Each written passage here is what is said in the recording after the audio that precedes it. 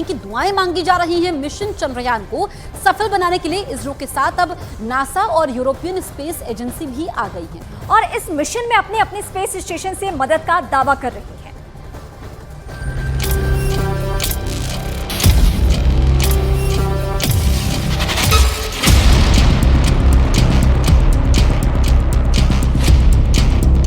चंद्रयान 3 की soft landing पर दुनिया की नजर टिकी है। लूना 25 के क्रैश होने के बाद से रूस भी अब चंद्रयान 3 की लैंडिंग पर नजर बनाए हुए है। अमेरिका 2026 तक मिशन मून आर्टेमिस के जरिए चांद पर इंसान को भेजने की तैयारी में है, इसलिए फिलहाल उसकी नजर भी मिशन चंद्रयान पर है। तो उधर यूरोपियन स्पेस एजेंसी भी चंद्रयान 3 की सॉफ्ट लैंडिंग को लेकर लगातार जानकारी जुटा रही है। यानी इस मिशन को कामयाब बनाने के लिए कहीं न कहीं इसरो के साथ नासा और ईएसए भी आ चुके हैं, क्योंकि चंद्रयान 3 के कामयाब होने पर कई देशों को फायदा मिलेगा। कल इसरो की तरफ से जारी तस्वीरों को नासा ने वेरीफाई किया था कि जिस तरीके की इमेज हमारे चंद्रयान 3 ने भेजी है, उस इमेजेस की वेरिफिकेशन जो है वो नासा ने भी करी है। बिकॉज नासा स्पेस रेस में बहुत पुराने खिलाड़ी हैं और इंसान को चंद्रमा पर ले जाने वाले वो पहले देश हैं। तो उनके जो टेलीस्कोप और उनकी जो टेक्नोलॉजी है उसने इस बात की पुष्टि करी है कि जिस तरीके की इमेज और आंकड़े सामने आए हैं वो पूरी तरह से वेरीफाइड है। चंद्रयान 3 की सॉफ्ट लैंडिंग में अब कुछ ही घंटों का वक्त बचा है। 23 अगस्त को विक्रम लैंडर चांद की सतह पर उतरने के लिए पूरी तरह से तैयार है। मीडिया रिपोर्ट के मुताबिक मिशन चंद्रयान 3 में अमेरिका की नासा और यूरोपियन स्पेस एजेंसी ईएसए इस मिशन में भारत की मदद कर रहे हैं। मिशन चंद्रयान में सबसे बड़ी मदद नासा के कैलिफोर्निया से मिल रही है, क्योंकि ये पृथ्वी पर भारत के दूसरी ओर मौजूद है। ऐसे में जब भारत में स्पेस स्टेशन से चांद नहीं दिखेगा तो यहीं से जानकारी इकट्ठा कर इसरो को मुहैया की जाएगी। इतना ही नहीं, नासा डॉपलर इफेक्ट के लिए विक्रम के रेडियो सिग्नल को भी मॉनिटर कर रहे हैं, जो स्पेसक्राफ्ट को नेविगेट करने में मदद करता है। विक्रम की सॉफ्ट लैंडिंग के वक्त जानकारी जुटाने में नासा भारत की मदद ही नहीं करेगा, बल्कि सही लोकेशन की भी जानकारी देगा। तो वहीं नासा के साथ साथ यूरोपीय अंतरिक्ष एजेंसी भी भारत की मदद कर रही है। फ्रेंच गुयाना में ईएसए का 15 मीटर का एंटीना और यूके के गोनहिली अर्थ स्टेशन के 32 मीटर एंटीने को उनकी तकनीकी क्षमताओं के चलते सिलेक्ट किया गया है। ये बेंगलुरु में टीम और चंद्रयान 3 के बीच तालमेल बिठाने की कोशिश करेगा। इसरो के मुताबिक विक्रम की लैंडिंग में सबसे बड़ी चुनौती उसे मोड़ना होगा। उसे लैंडिंग से पहले 90 डिग्री सेल्सियस पर मोड़कर सीधा किया जाएगा, जिससे लैंडिंग के सटीक होने की उम्मीद ज्यादा बढ़ जाती है। और वहीं इसरो के पूर्व साइंटिस्ट मनीष पुरोहित ने लैंडिंग से पहले की प्रक्रिया को समझाया। न्यूज 18 की संवाददाता प्रियंका कांडपाल से बातचीत के दौरान उन्होंने बताया कि 4 फेज में ये लैंडिंग होती है। हमारे साथ एक्स इसरो साइंटिस्ट मनीष पुरोहित है।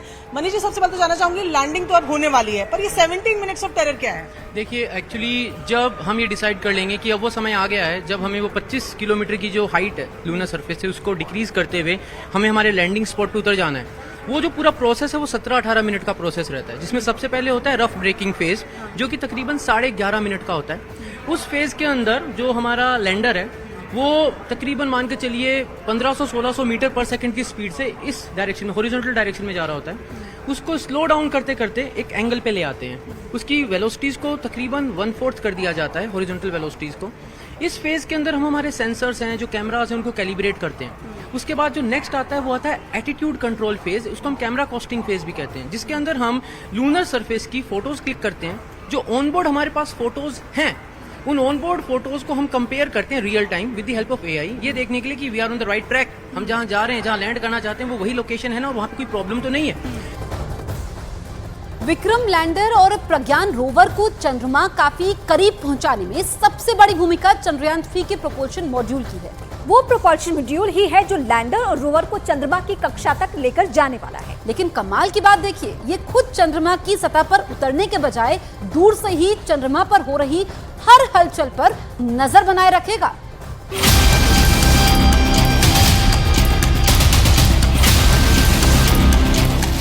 बाईस दिन के सफर के बाद चंद्रयान चंद्रमा की कक्षा में दाखिल हो गया। चंद्रयान का चंद्रमा की कक्षा में दाखिल होना इस मिशन का एक अहम पड़ाव बनकर सामने आया, क्योंकि इसके बाद जैसे जैसे वक्त आगे बढ़ता गया, चंद्रयान और चंद्रमा के बीच का फासला कम होता गया। चंद्रयान चंद्रमा की कक्षा में प्रवेश के बाद अंडाकार कक्षा में घूमने लगा, एक ऐसे अंडाकार कक्षा में जहां उसकी चांद से सबसे कम दूरी 170 किलोमीटर और सबसे ज्यादा दूरी 4313 किलोमीटर थी। धीरे धीरे ये दूरी कम होती चली गई। लैंडिंग से पहले चंद्रयान ने 4 बार अपनी कक्षा को बदला और फिर 100 किलोमीटर इंटू 100 किलोमीटर की गोलाकार कक्षा में पहुंच गया।